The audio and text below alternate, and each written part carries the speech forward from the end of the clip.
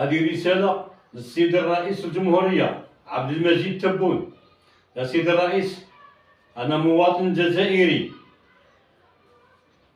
من مواليد 1976، مقيم في مدينة تيرت، خادم الخدمة الوطنية في 1997 كجندي احتياطي.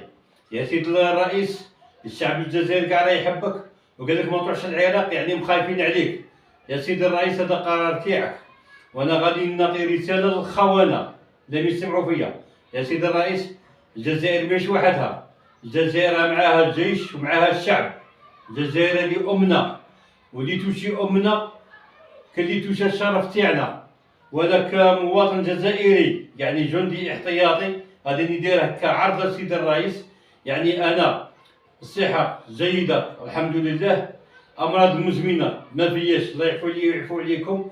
انسان رياضي دار شماله دخان النسوان، جيش الشعب خاوه خاوه، وتحيه الجزائر وكونترا على الخونه. والسلام عليكم.